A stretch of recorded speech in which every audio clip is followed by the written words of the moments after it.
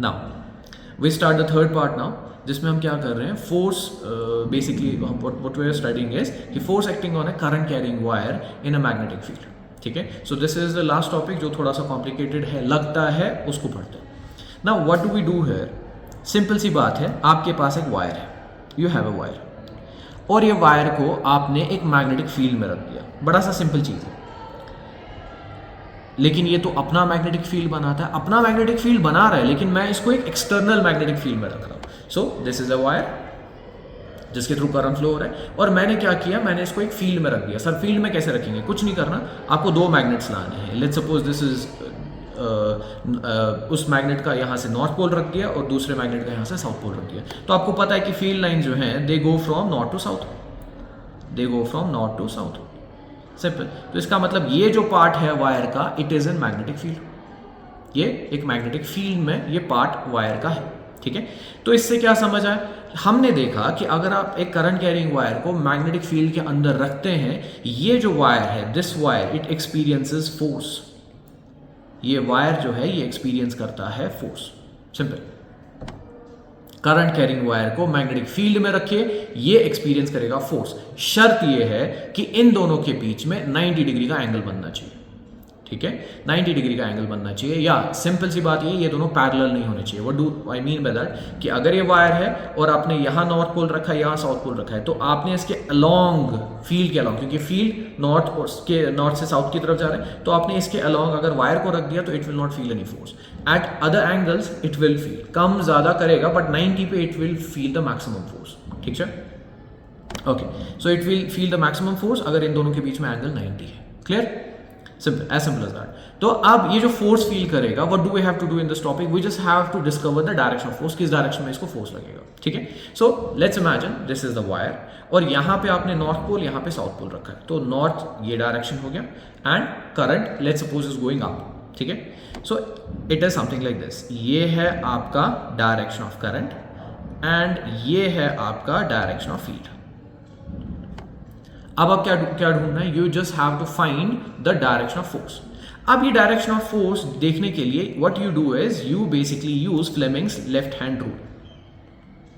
Fleming's left hand rule. Now what is Fleming's left hand rule? Fleming कहता है बेचारा कि आप अपनी 3 फिंगर्स को ऐसे म्यूचुअली परपेंडिकुलर कर दीजिए, and one second, I will first name these fingers. This finger is known as index finger, but हम इसको इंडेक्स फिंगर नहीं कहेंगे, will call it first finger. ये फर्स्ट फिंगर है. ये you some people call it middle finger, नहीं, हाँ, we will call it central finger, and this one is the thumb. ठीक है, so first finger, central finger and thumb. Now first finger में आपका जो F है, it stands for field. F stands for field. ठीक है, and this central finger का जो C है, it stands for current. And जो थंब का TH है, इट स्टैंड्स फॉर थ्रस्ट और फोर्स.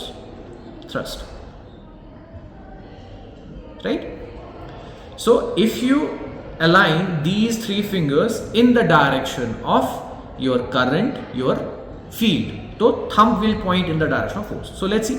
आपने अभी बोला कि करंट ऊपर जा रहा है.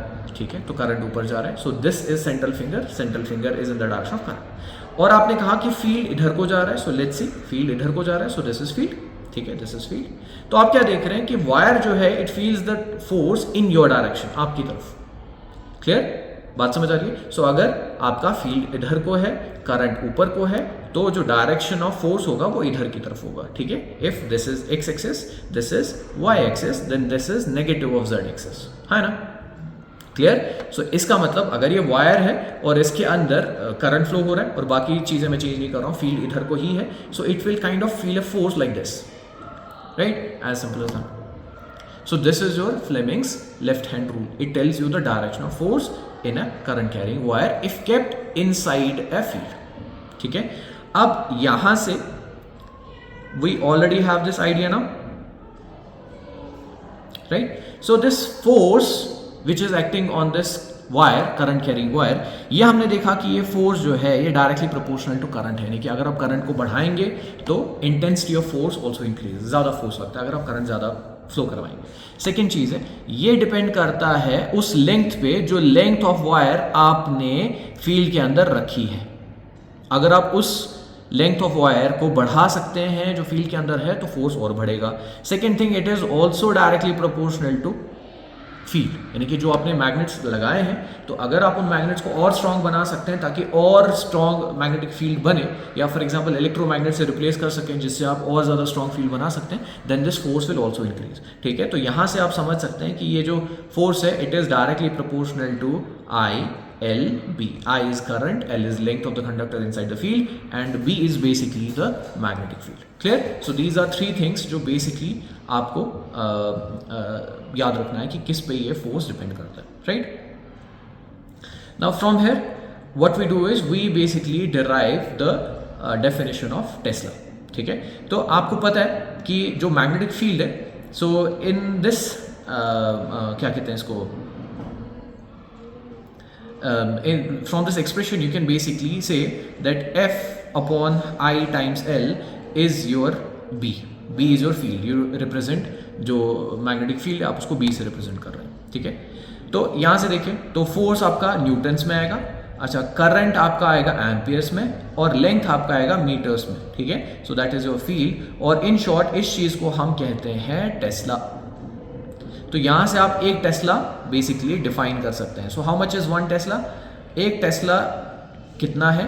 जब आप तब कहेंगे कि मैग्नेटिक फील्ड जो है वो एक टेस्ला का है, तब कहेंगे कि मैग्नेटिक फील्ड एक टेस्ला का है जब करंट उस सर्किट में जो फ्लो हो रहा है दैट इज 1 एम्पियर। ठीक है, और जो फोर्स लग रहा है वो 1 न्यूटन का लग रहा है और 1 मीटर की वायर बेसिकली, ठीक है, 1 मीटर वायर के ऊपर 1 न्यूटन का फोर्स लग रहा है और उस वायर के थ्रू करंट जो है वो 1 एम्पियर का है, तब हम बोलते हैं कि फील्ड जो है इट इज 1 टेस्ला। एक टेस्ला बहुत ही बेसिकली बड़ा यूनिट है। ठीक है, इससे छोटा यूनिट है आपका गॉस। क्लियर? ओके, नाउ अच्छा एक और चीज, हमने करंट कैरिंग वायर पे ये फंडा लगाया कि करंट कैरिंग वायर जो है उसके थ्रू, उस करंट कैरिंग वायर के थ्रू जब करंट फ्लो होगा तब उस पर फोर्स लगेगा। क्या हम ये फंडा एक इलेक्ट्रॉन या एक चार्ज पार्टिकल पे लगा सकते हैं? बिल्कुल। देखिए करंट जो है, करंट हम मानते हैं, कन्वेंशनल करंट मानते हैं कि it is because of positive charges, flow of positive charges, right? तो इसका मतलब अगर मैं नेगेटिव चार्ज की बात करूं, if I talk about negative charge, जैसे इलेक्ट्रॉन्स हैं, so these are negatively charge particles, right? So if these negatively charge particles flow in some direction, let's suppose negatively charge particles इधर जा रहे हैं तो कन्वेंशनल करंट इधर जाएगा, right? If the negatively charge particle इधर जा रहे हैं यानी कि इलेक्ट्रॉन, तो करंट, कन्वेंशनल करंट इधर जाएगा। व्हाई? क्योंकि अगर नेगेटिव पार्टिकल्स इधर जा रहे हैं तो पॉजिटिव पार्टिकल्स उधर जाएंगे। सिंपल। तो जिस डायरेक्शन में करंट कैरिंग वायर के ऊपर फोर्स लगेगा उसके अपोजिट डायरेक्शन में इलेक्ट्रॉन के ऊपर फोर्स लगेगा। देखते हैं, लेट्स सपोज क्वेश्चन में बोला गया है कि इलेक्ट्रॉन जो है वो नीचे की ओर जा रहा है, ठीक है, और फील्ड ये है, ये आपका फील्ड है, मैं बी से अब रिप्रेजेंट कर रहा हूँ फील्ड को, और इलेक्ट्रॉन नीचे की ओर जा रहा है। इसका मतलब करंट जो है, current is going upwards. Simple, current जो है वो अपवर्ड्स जा रहा है। तो बस सेम चीज करिए, ये आपका फील्ड है, फील्ड इधर की ओर है और करंट जा रहा है ऊपर की ओर। तो इसका मतलब जो फोर्स है it will be into the plane, plane के अंदर जाएगा। अगर मैं इसको एक प्लेन मान लूं जिसके अलोंग आपका ये this is your field and this is your current, तो फिर फील्ड के अंदर बेसिकली फोर्स लग रहा है, ठीक है, this is outside the field, something like this, ठीक है, outside the plane. Clear? So into the plane आपका फोर्स लग रहा है। क्लियर? आप ये फ्लेमिंग्स लेफ्ट हैंड रूल से देख सकते हैं। Clear? Okay, now other few topics are your, we don't have to study this AC generator and DC generator, ठीक है, हम डायरेक्टली जाएंगे किसके ऊपर? We will directly go with AC and DC current, ठीक है। So what is AC and DC current? Simple है, AC current वो करंट है जो बेसिकली एसी जनरेटर प्रोड्यूस करता है और डीसी करंट वो है जो आपका डीसी जनरेटर प्रोड्यूस करता है। बट दोनों में फ़र्क है, दोनों में फ़र्क ये है कि जो आपका एसी करंट है ये ऑल्टरनेटिंग नेचर का होता है। ऑल्टरनेटिंग नेचर का मतलब ये होता है, पहले डीसी करंट देखते हैं। So when we look at DC current, आप डीसी करंट को जब देखते हैं, डीसी करंट में अगर आप करंट वर्सेस टाइम का ग्राफ बनाएंगे, so what do you see? You see that the current is always constant, current change नहीं होता, ठीक है, उसका मैग्नीट्यूड, उसका डायरेक्शन चेंज नहीं होता, that's why it is known as direct current. लेकिन अगर आप एक ऑल्टरनेटिंग करंट को देखेंगे, what you will see is कि ऑल्टरनेटिंग करंट में if you draw a graph, अगर आप ग्राफ ड्रॉ करेंगे करंट और टाइम के बीच में, तो आप क्या देखेंगे कि करंट जो है ये टाइम के साथ चेंज हो रहा है, वैरी हो रहा है, और ऐसे वैसे वैरी नहीं होता, ये बेसिकली इसको बोलते हैं हार्मोनिकली चेंज हो रहा है, ठीक है। तो हो क्या रहा है कि टाइम t 0 पे आप देखेंगे करंट 0 है, एंड आफ्टर सम टाइम आप देखेंगे कि करंट मैक्सिमम पहुंच चुका है, और उसके बाद थोड़ी देर बाद आप देखेंगे करंट फिर से 0 हो चुका है, ठीक है। तो चलिए, चूंकि ये आप ये मान रहे हैं कि एक्स एक्सिस के ऊपर ये पार्ट था, तो मान लीजिए करंट पॉजिटिव था। अब जैसे ही पॉजिटिव मतलब पॉजिटिव डायरेक्शन में फ्लो कर रहा था, लेट्स सपोज प्लस से माइनस की तरफ, लेट्स सपोज। अब जब आप थोड़ा सा और टाइम के बाद देखते हैं, you see that the current का जो ये ग्राफ बन रहा है, अब ये नेगेटिव पोर्शन में बन रहा है, राइट। और थोड़ी देर बाद देखेंगे और तो आप देखेंगे ये पॉजिटिव पोर्शन में बन रहा है। सो व्हाट इज हैपनिंग, अगर मैं एक सिंपल सा सर्किट बनाऊं, ठीक है, जो डीसी सर्किट था लेट्स सपोज, और एक एसी सर्किट अगर मैं ड्रॉ करूं, ये आपका डीसी सर्किट है, this is your AC circuit. देखिए फर्क क्या है। तो जो आपका डीसी सर्किट है उसमें करंट जो है it goes from positive to negative, it goes from positive to negative, right, ये पॉजिटिव टू नेगेटिव जाता है। But if I talk about AC circuit में जो आपका करंट का डायरेक्शन है, सिंस वी जस्ट सेड कि पहले ये जाएगा let's suppose positive to negative, और उसके बाद ये नेगेटिव टू पॉजिटिव डायरेक्शन में जा रहा है। So what is happening that it is continuously changing the direction, right. So in that case इसका कोई पर्टिकुलर डायरेक्शन नहीं है, सो यहाँ पे हमें डायरेक्शन दिखाने की ज़रूरत नहीं है, because as it is an alternating current, तो direction of current is continuously changing, ठीक है। तो इसमें वो पॉजिटिव टू नेगेटिव एक ही डायरेक्शन में नहीं जाने वाला, ठीक है। इसका मतलब एक तो ये डायरेक्शन बदल रहा है जो अभी देखा, it is changing direction, and the second thing we talked about that it is also changing magnitude also. देखा पहले कभी 0 था, फिर मैक्सिमम था, फिर 0 हो गया, सो ये मैग्नीट्यूड भी चेंज कर रहा है। सो इसीलिए इसको बोलते हैं ऑल्टरनेटिंग करंट, ठीक है, because it is changing direction as well as magnitude. Clear. So from this simple example, तो हमने क्या समझा कि alternating current is different from direct current, और ऑल्टरनेटिंग करंट में आपका ईएमएफ बहुत ज़्यादा होता है। ईएमएफ मतलब वोल्टेज बहुत हाई होता है, पोटेंशियल डिफरेंस, ठीक है। जैसे आपके घर पे जो ऑल्टरनेटिंग करंट आती है that has a voltage of around 220 volts, ठीक है। और जो आपके बैटरी का चार्जर वगैरह होता है दैट इज़ 4 वोल्ट 6 वोल्ट्स, मतलब उसमें वोल्टेज बहुत कम होती है, राइट, एंड उसके थ्रू जो करंट फ्लो हो रही है that is also very less, ठीक है। Now so you have this thing in front of you. So अब चूंकि आप देख रहे हैं कि ये कंटिन्यूसली अपना मैग्नीट्यूड चेंज कर रहा है, कंटिन्यूसली आपका डायरेक्शन चेंज कर रहा है, सो व्हाट इज हैपनिंग, हम यहाँ फिर फ्रीक्वेंसी की बात करेंगे। हर एक चीज़ जो बेसिकली डायरेक्शन मैग्नीट्यूड चेंज करे, ठीक है, वी ट्रीट इज लाइक जैसे वेव्स ट्रीट करते हैं, तो उनमें फ्रीक्वेंसी, एम्पलीट्यूड और ये सब चीज़ें होती हैं, वेव लेंथ वगैरह वगैरह, तो यहाँ पे भी वो चीज़ें देखनी होती हैं, ठीक है। सिंपल सी बात ये है कि अगर हम फ्रीक्वेंसी की बात करें कि जो इंडिया में इलेक्ट्रिक करंट आपकी है, जो एसी करंट है, उसका जो फ्रीक्वेंसी है दैट इज 50 हर्ट्ज, ठीक है। Okay, now there is other details given in this feed in the chapter or in the video given right now, so you can basically note these things, ठीक है। Time period, frequency, ये सब चीज़ें, these are all details of the waves and like जैसे for example grade 9 में आपने sound पढ़ा है, साउंड में भी ये चीज़ें आपको वहाँ पे डिस्कस की गई हैं, okay. And we already had a discussion on direct current, right. Okay, now the important topic is what is the advantages of AC over DC. सबसे पहली एडवांटेज जो है AC और DC के बीच में दैट इज ट्रांसमिशन। जो आपका इलेक्ट्रिक करंट है, खासकर ऑल्टरनेटिंग करंट, आप इसको बहुत लंबी लंबी दूरी तक ट्रांसमिट कर सकते हैं। जैसे फॉर एग्जांपल अगर हम कश्मीर की बात करें, कश्मीर में जो जनरेटिंग स्टेशंस हैं आपके, जो basically hydro electric power plants हैं, वो पता नहीं किन पहाड़ों में बने हुए हैं, और वहाँ से आपको हर डिफरेंट सिटीज़ तक इलेक्ट्रिसिटी पहुँचाई जा रही है। और आपकी जनरेटिंग स्टेशंस, बहुत सारे ऐसे लोग हैं जिन्होंने पूरी ज़िंदगी अपनी जनरेटिंग स्टेशंस देखे तक नहीं होंगे, राइट।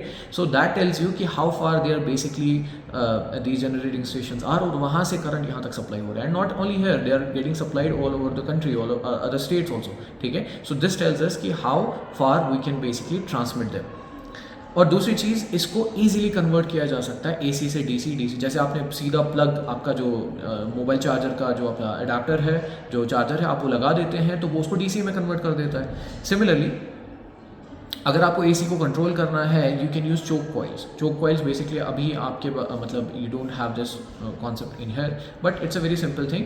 चोक देखिए, हमने देखा डीसी जब आप ओम्स लॉ पढ़ते हैं तो आपने देखा था अगर हम रेजिस्टेंस बढ़ाएंगे करंट कम होगा, बट रेजिस्टेंस के साथ एक प्रॉब्लम है that it generates a lots of heat, ठीक है, बहुत सारी हीट जनरेट करती है।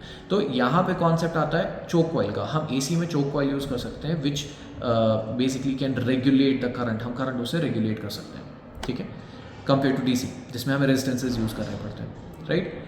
एंड एसी मशीन्स जो हैं दे आर वेरी मतलब ड्यूरेबल, रिजिड काइंड ऑफ या रगड काइंड ऑफ, वो बहुत रगड और रिजिड होता है, ठीक है, कंपेयर टू डीसी मशीन्स, और उनमें बहुत कम मेंटेनेंस वगैरह की ज़रूरत होती है। अब इसके डिसएडवांटेजेस क्या है? सबसे बड़ी चीज़ जो है ये डेंजरस है। आपने इसको पकड़ लिया, ये फिर आपको पकड़ लेगा और फिर ये छोड़ता नहीं है, ठीक है। And the second thing is हम इसको बेसिकली डीसी करंट को we can use in electrolysis वगैरह, जिसमें हम प्लेटिंग वगैरह करते हैं, एक मेटल के ऊपर दूसरे मेटल की या दूसरी चीज़ की कोटिंग चढ़ा देते हैं, तो वहाँ पे ये क्या कहते हैं इसको, काम आ सकता है। ऑल्टरनेटिंग करंट वहाँ पे काम नहीं कर सकता बिकॉज वो बार बार अपनी पोलैरिटी चेंज कर रहे हैं। तो अगर वो एक साइकिल में या हाफ साइकिल में किसी चीज़ को डिपॉजिट कर रहे हैं तो दूसरे साइकिल में उसको उठा देगा, सो वहाँ पे ये काम नहीं करने वाला।